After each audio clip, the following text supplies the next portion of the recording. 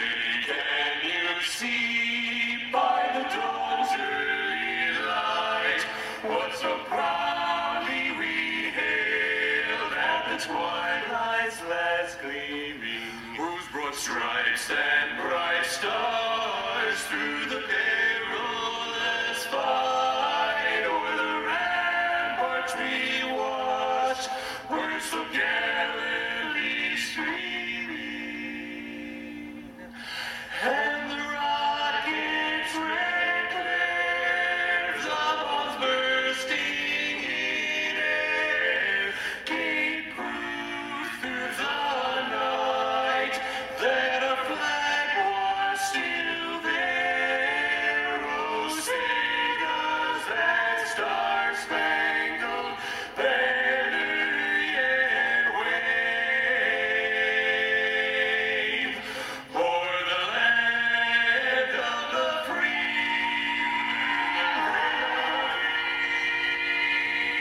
and the home of the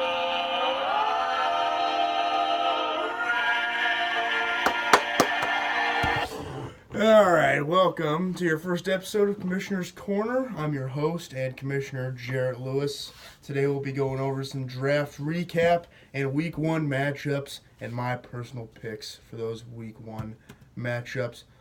First of all, Connor Price was generous enough to come out with a ranking, preseason ranking right after the draft. He did a good job on it. There were some good points, some funny stuff on there. He had Team Moran at number 1. Personally, I don't believe Team Moran's going to end up at number 1. I think he's soft. I think he's a pussy. I think he's going to fall to probably 10 to 12 region. Me, Huey Lewis in the news at number 2. Can't complain there. I am the commissioner. I see myself winning this league this year. I'm very confident in that. Number 3, Team Frost. Cam hasn't paid his league dues yet, so we don't even know if he's going to be in the league. So there's an asterisk next to that, but he had a pretty good draft. Number 4, Keeking It Real, Luke Cosiano. That's pretty high considering his weight. I don't think he can get that high or jump that high. We'll see how that adds up. 5, Big Baller Brand, Aaron Elkert. Again, another pussy. Had some bad picks, including the punter. That's just really, I take that back. Punters are going to make a surprise appearance in this league. I think they're going to be very valuable. That's a great pick that low in the draft. I think that's gonna make his team this year. Team Weicker at number 6. God damn it, he changed his name to the Coal Rollers. Fucking horrible name for a team. He was at a gay pride festival when he went there. He's been to several Hillary Clinton rallies, a couple Bernie rallies. Really disappointed that he missed the draft. His brother drafted for him, and I'm considering putting his brother in the league instead of him next year. 7, Team Miller. Miller didn't show up to the draft, and he auto-drafted, and he still managed to squeak into the top 7. Quite impressive from him. Still hasn't paid his dues, though, so asterisk next to his name as well. 8, Cam Dillon. Team City's Nuts. Nothing much to say about this kid other than he's a total fucking retard. Nothing too unique about him. He's pretty plain. 9, the Lake Show, Ryan Montgomery. Montgomery's going to do what Montgomery's going to do, and we're going to see what that is. You never know when it's going to explode. 10, Fire Goodell, Connor Price. Either he put himself this low intentionally and he's going to kick all of our asses in the season, or he's not fucking around, he's actually number 10. We'll see. Team Stillings, number 11. Stillings sold out on us for the draft, and I think he had a baseball game or something. Yeah, he can skip his baseball tournament for vacation with his girlfriend. So I think his priorities are a little out of whack right now. We'll let him figure it out. Needless to say, he's number 11. Number 12, Anything Is Possible. What do you expect from a ginger?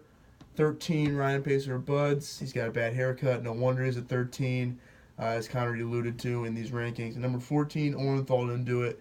Trey Buford's team. Can't expect much from Trey. He's undisciplined. He picked Aaron Rodgers in the first round when that's probably a 4th, 5th round pick. Maybe even lower, even though quarterbacks went kind of early this year. All right, so let's. Overall, the draft was great. I think everybody had a good time. We were fucking chugging alcohol, breaking shit. It was just a bunch of debauchery, a bunch of guys being guys, and it was a great time. For those of you who missed it, hopefully you can make it next year. Nobody puked, which is good. And everybody, the Cibola Trophy came out beautifully. Everybody who was at the draft saw it, and I'm sure some people saw it through pictures if they weren't at the draft. So, week 1 matchups, we've got Orenthal Didn't Do It versus Big Baller Brand.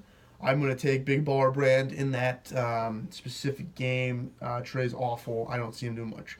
The Coal Rollers, just a terrible fucking name, versus Team Hennessy.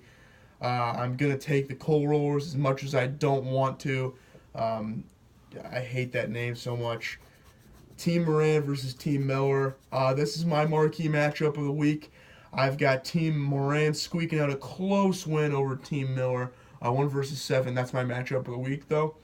Team Stillies versus the Lake Show. I'm going to take the Lake Show specifically because I think Chandler's going to be out with Taylor. Probably got Hobby Lobby picking out some fabric for their new curtains and other things of that nature. I don't think he's going to set his lineup. So then their next game is Keeking It Real versus Team City's Nuts. Wow, what a shit matchup. I'm going to take Keeking It Real just specifically off of ability. And then Fire Goodell versus Huey Lewis in the News. I'm going to take myself. I think I've got that game pretty much locked up about 5 weeks before the season even starts. I Fucked Your Mom versus Ryan and Pacer Buds. This is my upset of the week. I'm going to take Ryan and Pacer Buds over I Fucked Your Mom. So that's my week 1 picks. Those are the week 1 matchups. I hope everybody's gearing up for this. This is going to be big. And if you didn't know, we went over the rules and we came up with a punishment, which is the dip mile. You'll run a full mile on a full track. In every mile, you've got to put another quarter of a 10 in and until you eventually have 1 full 10 in and you run 1 full mile. So that'll be a great punishment. If a person comes in last and won't do the punishment, they're going to get kicked out of the league and they'll be replaced. I'm not sure what we'll do punishment-wise that year. Maybe the next person will get a less severe punishment, but that is it. So everybody, there have been a lot of trade talk so far, a lot of proposals, some moves on the waivers. I like the activity. Let's keep it up. Hopefully we can get this season started off nicely here in a couple weeks. Go Browns, and let's get it going. So thank you for tuning in. I'll be back next week for another episode of Commissioner's Corner.